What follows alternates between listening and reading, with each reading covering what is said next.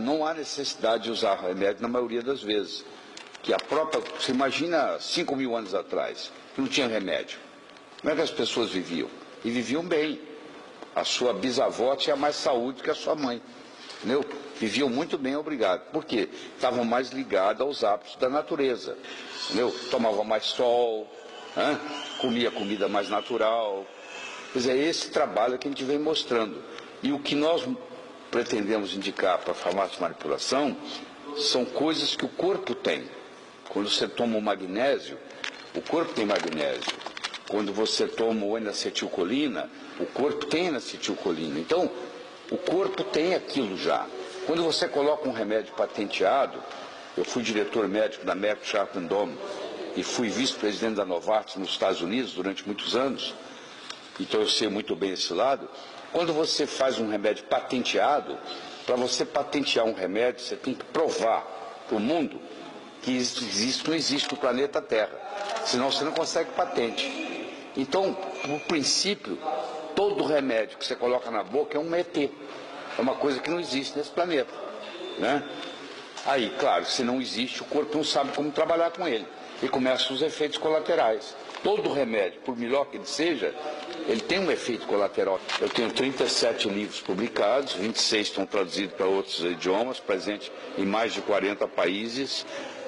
Eu tenho um recorde do Guinness, eu sou o único autor em toda a história editorial do mundo que consegui colocar 6 dos 10 livros mais vendidos em um país simultaneamente. Eu cheguei a ter o primeiro, o segundo, o terceiro, o sétimo, o oitavo e o nono livros mais vendidos no Brasil, e eu só tinha 6 livros no mercado na época. Eu produzi 113 DVDs médicos em assuntos diferentes. A minha intenção é escrever 15 livros na área médica, e eu passo o Brasil inteiro e fazendo isso que eu estou fazendo em Ipatinga. Eu vou de cidade em cidade, principalmente de capital em capital, ensinando um grupo de 150, 200, 300 médicos a envelhecer sem a média de 150 a 200 médicos por semana. Eu sou cardiologista, sou nutrólogo e venho ensinando isso. Como é que faz para poder utilizar menos remédio e mais nutrientes. As doenças todas, todo o processo de adoecimento, seja ele qual for, tem por trás um processo de desnutrição. Quando você melhora a nutrição do paciente, as doenças melhoram. O remédio ele não cura, ele remedia. Por isso que ele chama remédio, porque ele está tratando o sintoma. Só que quando você corta o sintoma, você não cortou a doença, você cortou o sintoma da doença. A doença continua. Aí depois você vai precisar de mais um remédio, mais outro, mais outro, mais outro. A obesidade, que hoje é uma epidemia, ela é uma doença nutricional. É um erro na nutrição. Nos últimos 25 anos, cada indivíduo engordou em média 11 quilos. Você pegar um cara de 26 anos, 1,80 m hoje, pegar um indivíduo de 26 anos, 1,80 m há 25 anos atrás, o de hoje pesa 11 quilos a mais do que há 25 anos atrás. Ou seja, o mundo inteiro ficou mais gordo. E você vai ver que o consumo de açúcar aumentou também absurdamente nesse período de 25 anos. Hoje chega-se a consumir 80 quilos de açúcar por pessoa por ano.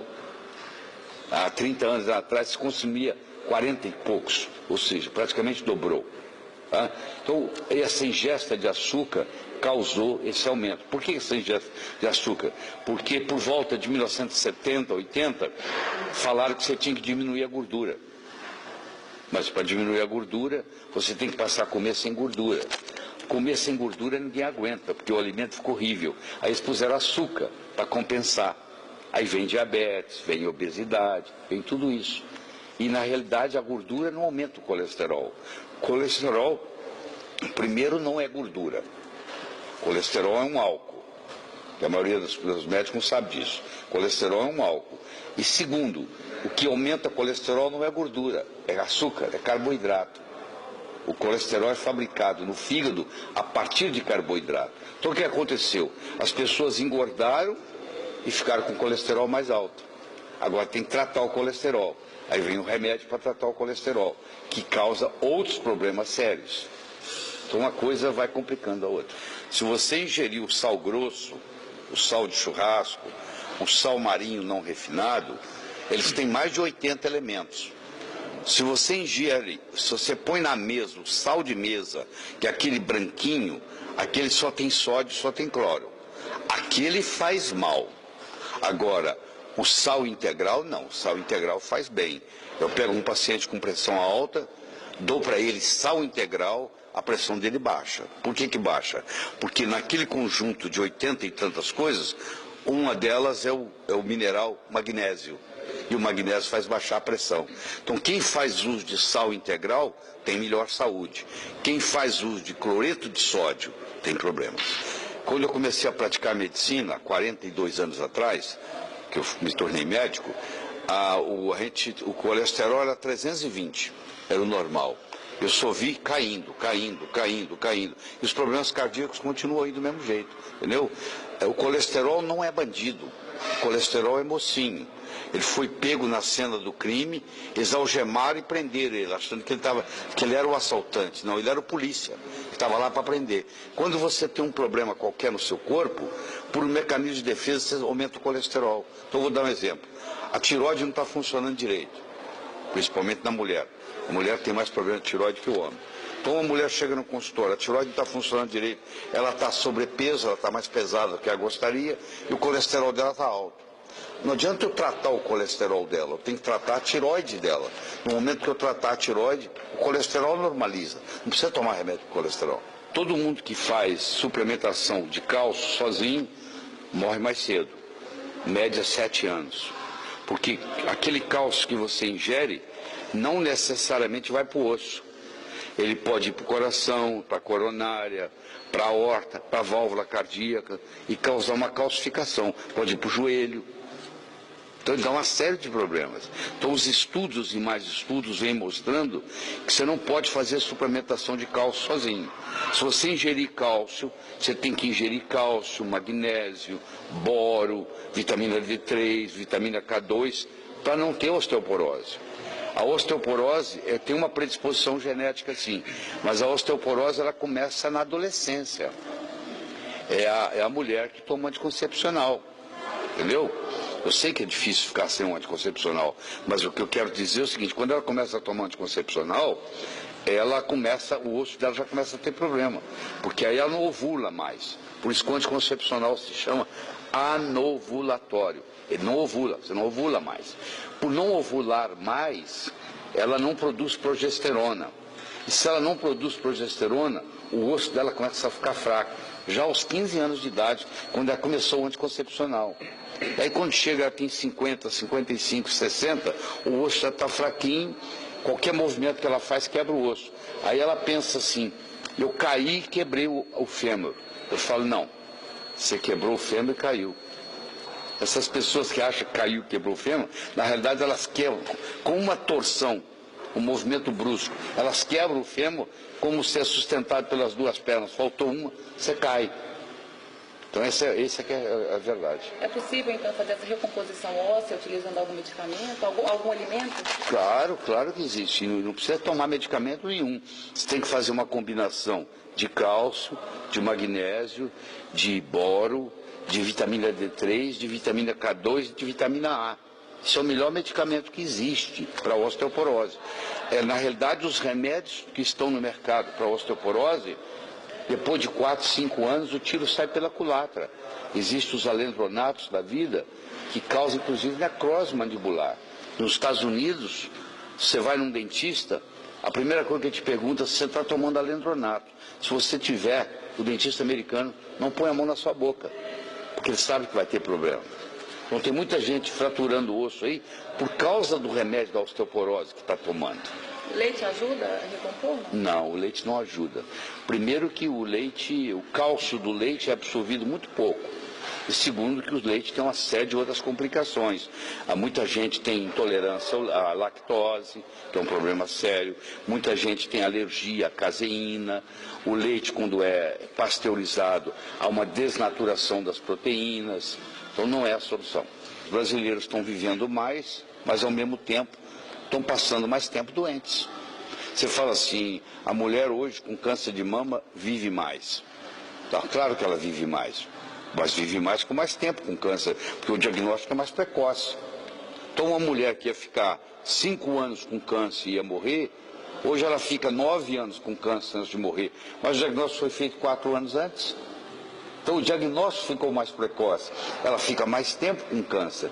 Aí se fala sobrevivência, a sobrevida do câncer aumentou. Não é a sobrevida do câncer que aumentou, é o diagnóstico que foi mais prematuro. O melhor alimento que tem no mundo chama-se leite materno. Hoje na Europa, os indivíduos milionários, moribundos, morrendo na cama, pagam um agente, eles vão às maternidades e compram o leite das mulheres. O leite que sai da mama de uma mulher que acabou de dar à luz, as primeiras 72 horas, chama colostro. Ele tem tudo que tem de bom no mundo, está ali, inclusive rejuvenescedor. Segundo, o segundo melhor alimento do mundo chama-se ovo. Existe um mito de que o ovo aumenta colesterol, isso é mentira. Ovo frito em óleo vegetal aumenta colesterol. Batatinha frita em óleo vegetal aumenta colesterol. Mandioquinha frita em óleo vegetal aumenta colesterol. Tem nada a ver com ovo, tem a ver com a fritura. O terceiro melhor alimento chama-se coco. O coco é um alimento, super alimento. É um alimento funcional muito subutilizado, inclusive no Brasil. O quarto melhor alimento chama-se quinoa, que foi pela Organização Mundial de Saúde considerado o melhor cereal no mundo. O quinto melhor alimento é o azeite de oliva puro, e o sexto é uma substância chamada curcumina, turmérico, curry, é aquela coisa, aquele pó amarelo que você compra para pôr o tempero na comida. Eu diria que esses são os 6 melhores. Na época paleolítica, há 10 mil anos atrás, nós ingeríamos muito mais ômega 3 do que ômega 6. Não mais, mas ingeríamos. Para cada 2 ômega 6, nós ingeríamos 1 ômega 3. Hoje, se você come num McDonald's da vida, você chega a ingerir 40 para 1. Então, o ômega 6 ele causa inflamação. Então, praticamente todo mundo tem deficiência de ômega 3. Então, por isso que é recomendado ingerir mais peixe, ou quando você não tem interesse em peixe, fazer a suplementação com ômega 3. Mas tem que tomar muito cuidado, porque no Brasil tem muito ômega 3 adulterado. E quando ele é oxidado, é pior do que se tomasse, se não tomasse. Vitamina D3 não é vitamina, é um hormônio. É o hormônio esteroidal mais potente que existe no corpo humano. Ela advém do sol. O sol bate na sua pele, fabrica a vitamina D3, que vai para o fígado e vira uma coisa chamada calcidiol, que vai para os rins e vira uma coisa chamada calcitriol. Como ninguém mais toma sol, que é convencer a população que sol faz mal, a sua avó não está preocupada com câncer de pele, nem seu avô. O pescador lá do Nordeste, ele sai com o barco às 6 horas da manhã e volta às 6 horas da tarde. Ele faz 365 dias por ano, ele não usa nenhum protetor solar, ele está preocupado com isso. Mas convenceram você que você tem que passar protetor solar, que você tem que fugir do sol. A conclusão, os brasileiros são deficientes em vitamina D3. 96% dos brasileiros têm vitamina D3 baixa. E a vitamina D3, ela administra, ela controla 10% da genética do ser humano. Nós temos 23 mil genes, ela controla em torno de 2 mil genes. Quando ela falta, predispõe a uma série de doenças, inclusive doenças autoimunes, como a esclerose múltipla. Então é um problema muito sério. Então eu digo para a pessoa, ou você toma sol, ou você faz suplementação com vitamina D3. Não tem outra saída. Felicidade é um estado de espírito. Não tem nada a ver com o seu sucesso. Você pode encontrar uma lavadeira, ganhando meio salário mínimo, cantarolando na beira do rio, lavando roupa, feliz da vida. Você pode encontrar um multibilionário que está no inferno astral dentro da sua mansão. Então é importante a pessoa entender isso. É um estado de espírito. Agora, você obter sucesso, isso é uma lei, isso é uma regra, isso é uma disciplina, isso pode ser estudado. Lá nos Estados Unidos, 40% dos médicos são estrangeiros. Eu era um deles. Você faz uma prova, que é difícil de passar, muito difícil, chama SFMG, e você valida o seu diploma lá. Eu não vejo nada errado de um médico ir para outro país. Contanto que ele passe na prova. Mas eu acho que isso aí é mais conversa do que barulho, do que qualquer outra coisa. Vou te falar por quê. O Brasil tem 350 mil médicos. Chegaram 400. O que é 400 médicos em 350 mil? Nada. Você entendeu? Nada. Praticamente nada. Isso é um problema. Segundo, se eles passam na prova, eu não vejo nenhum problema. E terceiro, eles estão indo para regiões onde o médico brasileiro não quer ir. Então eu não vejo nenhum problema maior. Agora, o que não pode, ele fazer... O brasileiro que forma lá fora, ele praticar medicina aqui, ele tem que fazer uma prova. Por que o médico estrangeiro também tem que passar pela mesma prova? Só isso.